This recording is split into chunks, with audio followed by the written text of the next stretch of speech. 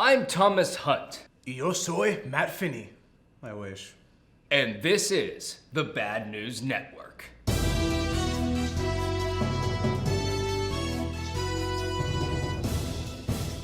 Now it's time for the story of the week. The non-artist, formerly known as Prince Harry, and the artist, actually known as Meghan Markle, sat down with Oprah to bitch about being poorly treated by the royal. Oh my god, I don't care! Why do we care about the monarchy? We're talking about millionaires bitching at billionaires for not liking them. Who gives a f***?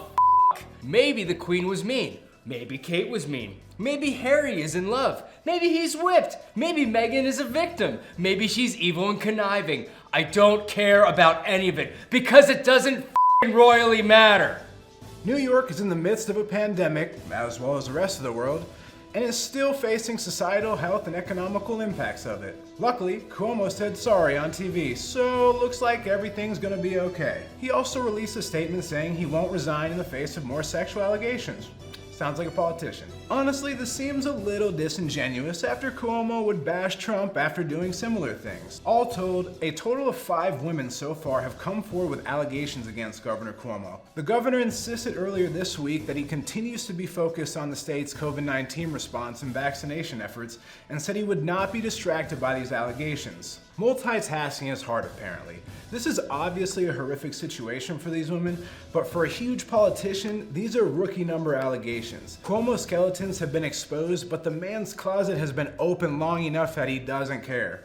In some distracting, unimportant news that keeps people turning their heads away from the government still dropping the ball on national pandemics, apparently Biden's dog was sent back home after biting incident. The youngest Biden dog, 3-year-old Major, was responsible for the incident.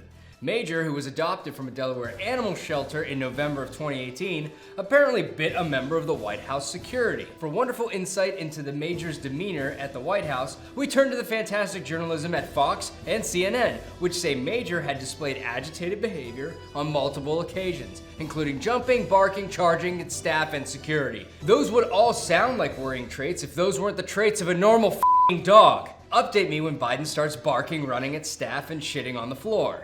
That would be of a little more concern. Hundreds of women marched on Mexico's seat of government Monday, carrying their children, blowtorches, bats, hammers, and completely prepared for a confrontation they hope would force the country to tackle rampant violence against women. In response to the potential violence, the government decided the best course of action would be to attack the women. The International Women's Day protest was fueled by anger at President Lopez Obrador, who backed a politician accused of rape in a country with one of the world's worst rates of gender violence. At least 62 police and 19 civilians were injured by late Monday evening, according to the Mexico City security branch. While this is an extremely serious problem in Mexico, I have to give props to their game end stats. 62 police injuries and only 19 civilians, 62 and 19. While carrying their children in their arms, the 2000s LA Lakers with Kobe Bryant, Shaquille O'Neal, Glenn Rice had one of the best seasons of all time, and they went 67 and 15. Pepe Le Pew is canceled. If you didn't know, since I didn't either, Pepe Le Pew is a horny skunk character from Looney Tunes. He was in the original Space Jam, but won't be in the new one. That's pretty much all the information you need to hear about. He's a cartoon skunk. New York Times slammed the cartoon character, saying he added to rape culture. The lawsuit being opened against him by Dilbert will be held in Looneyville and be overseen by Judge Dredd.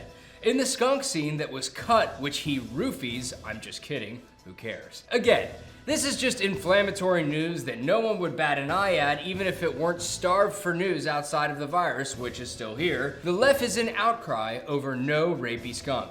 The right is an outcry of keeping the skunk and fighting the cancel culture. But no normal adult human being cares if they see a cartoon skunk in a film or not. He's a f***ing cartoon skunk. They're going to Space Jam to see LeBron James dunk over aliens. Maybe the scene was funny, maybe it wasn't. This is again just sensationalist journalism that is spread by the people in charge unconsciously to divide people. You know what skunk I want to see?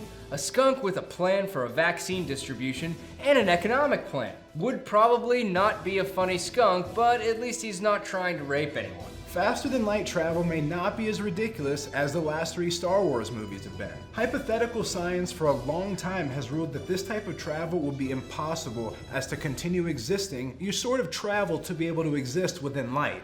Before today, the only way we would ever see this type of travel would be through the use of dark matter, a lot of Marvel-y DC type stuff, which either cannot currently be found or cannot currently be manufactured, so it doesn't exist. However, new research at the University of Göttingen, Goat Agent, supposes a new class of hyper-fast solutions, bear with me, using only positive energies that could create travel at any speed. This reignites debate about the possibility of faster-than-light travel based on conventional physics. A solution, pretty much a warp bubble, is an impact wave that keeps its shape and moves at consistent velocity. Derived from Einstein's equations, they found that the altered space-time geometries could be made to work with conventional energy sources. Einstein was seriously going ham back then, still taking us to school now. But dude, if we had enough energy, we could go to the nearest star and back to Earth in years instead of millennia. Like the current rocket tech would take more than 50,000 years for a one-way trip. Generations upon generations until they pretty much forget that they're even in space. Also, inside these solutions, time could pass normally. That would allow us to exist inside of it. So what's the issue? Well, my dear, lowly human born in 21st century, the energy required for a spacecraft under 100 meters is hundreds of times the mass of the planet Jupiter. Pretty much a lot of energy is going to be needed to do that. This basically all moves faster than light travel from impossible to a little less impossible, which to be fair is huge, a huge jump. We just need enough energy to literally break reality. I'm over of being here. I want to see some new shit. Although this is awesome, it does make me feel like I was born 300 years too early. When your great-great-great-great-great-grandkids are zipping through space at light speed in Iron Man suits, you wish you could hang out with them and regret not coughing up that extra money so you didn't have to download your consciousness into the free trial version of Windows Explorer. Just pay for the ads. It's unbearable. The free trial's not worth it.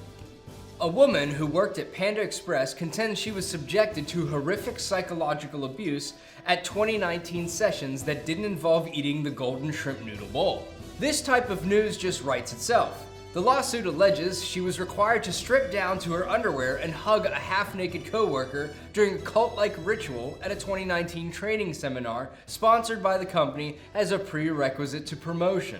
The 23-year-old woman is suing Panda Restaurant Group and Alive Seminars Coaching Academy for sexual battery, a hostile work environment, and intentional infliction of emotional distress.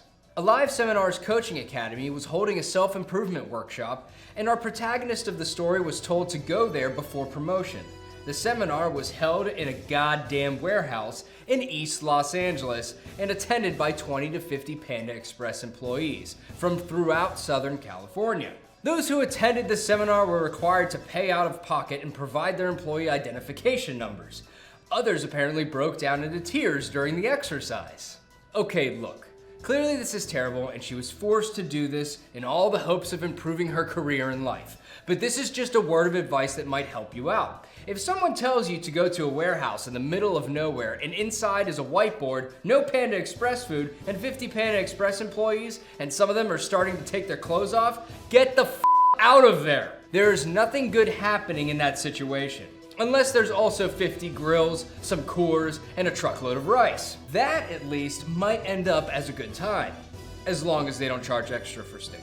The former CEO and founder of pizza chain Papa John's released a statement that he has been working on not using the N-word for the past 20 months. John Schnattner, the Papa John's founder who in 2018 stepped down for using the N-word during a conference call, said in an interview with OWN that he is not a racist and that the pizza chain's board has painted him in that manner.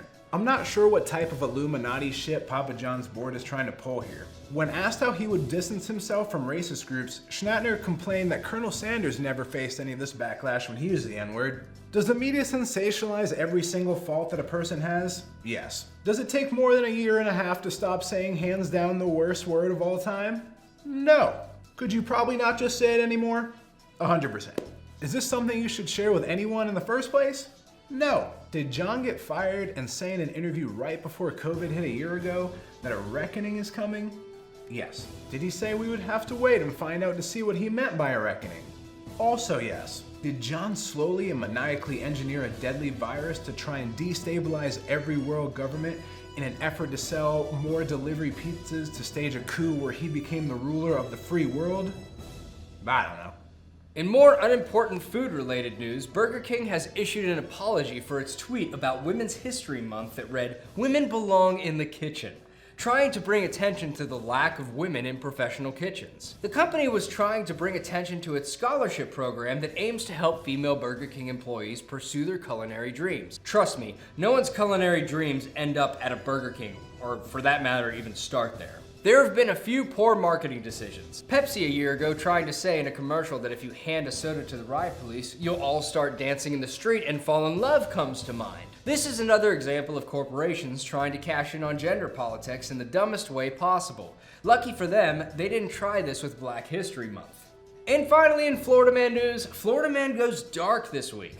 In a twisted Weekend at Bernie's ripoff, prosecutors say a Florida man allegedly killed his wife and propped her up on Christmas morning for their kids to open gifts in front of her body. The news broke out on Monday during his trial, which before was a homicide charge. This case has been ongoing, by the way, since 2011. To even further raise the dramatic irony of this already really dark 90s family drama, the wife that was murdered was literally studying to become a domestic violence counselor at the time. As for what happened on Christmas Eve with the dead body on the couch while kids opened presents, Florida man's attorney claimed that his client was being accused of something that is not his fault, and that his wife got drunk and fell on a glass table, hitting her head.